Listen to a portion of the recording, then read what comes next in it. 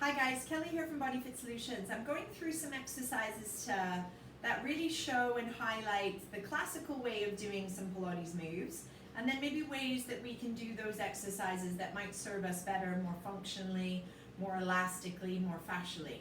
So some of the classic repertoire that Joseph Pilates created is not really serving our bodies now as we understand biomechanics.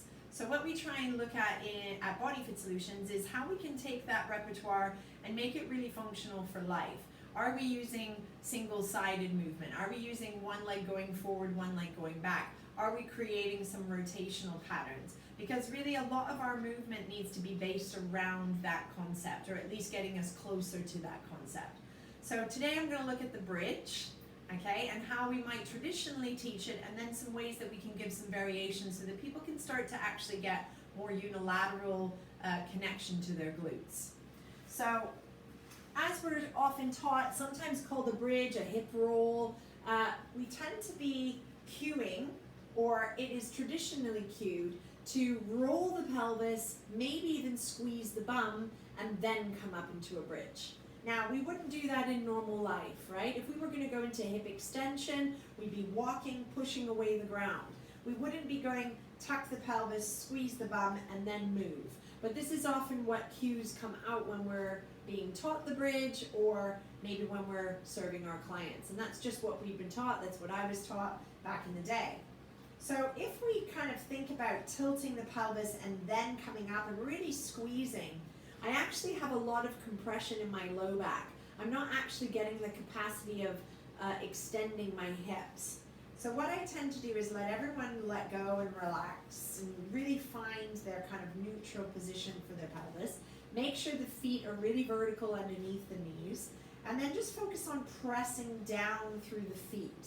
Okay, this is often what people neglect, is because they're tilting the pelvis and squeezing the bum, they're forgetting the contact point to the floor, which is actually our feet and our head. So I get to this little hover, and I let my clients let go of tension. So notice if you're already getting ready and squeezing the bum. Now that might be conditioned kind of unconsciously, so we're going to consciously kind of let go. And then I want you to focus on pushing through the feet, to feel like the legs are pressing down the mat. And as that happens, the hips will start coming up.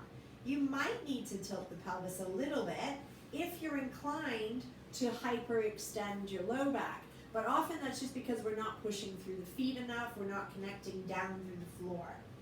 I tend to focus on lengthening the low back and lengthening the sacrum as I'm pressing down through the feet.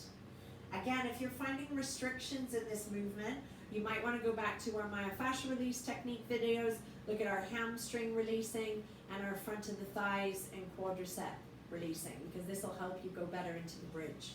So if you get a little bit stuck, there's a few strategies. So usually people kind of get stuck about midway, 3/4 of the way up, and that's when they start kind of leading with their low back. So I do a little wiggle, and I wiggle myself up to the top.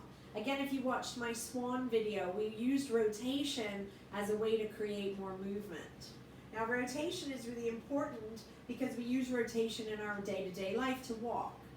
So if we get stuck, we do a little wiggle, wiggle, wiggle, wiggle, wiggle, and then I kind of wiggle myself into rotation to get myself to the top. Now, that already felt better. If that's not working for you, what I tend to cue is one side leading a little bit more than the other. So you're pushing more through your right side, and then you come down, and then you push a little bit more through your left foot, and really encouraging the bridge almost just on one side.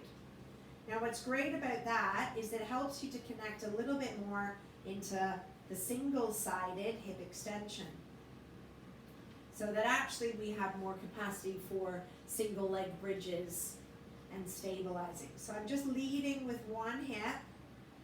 I tend to try and get people to focus on the space between their pelvis and their legs as the emphasis, and kind of get their mind's eye away from kind of squeezing and pushing through the back of the legs.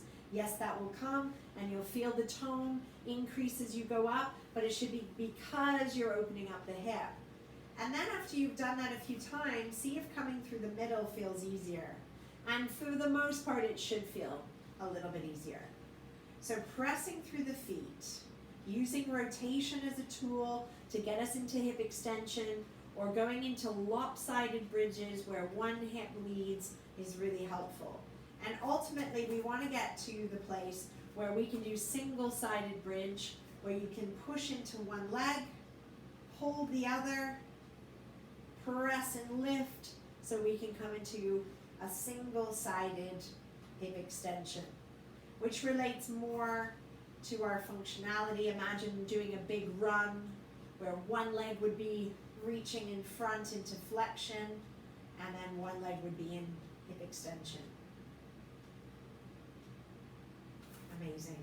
And just come in and have a little rocky rock. So to make your bridges more effective, number one, I would make sure that you've done the myofascial release on your hamstrings, your hip flexors, and your quadriceps, so that you can get into the hip extension without having things tense up.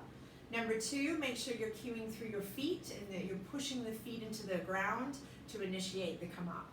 If you feel you get stuck, use oscillations, rotations, one-sided versus the other to help facilitate coming up into the middle.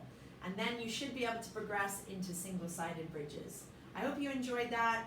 If you want to see more videos about technique of how you can kind of move the classical repertoire into more function, check out our YouTube channel, subscribe, and I look forward to your comments below on how you felt that exercise was. Thanks very much.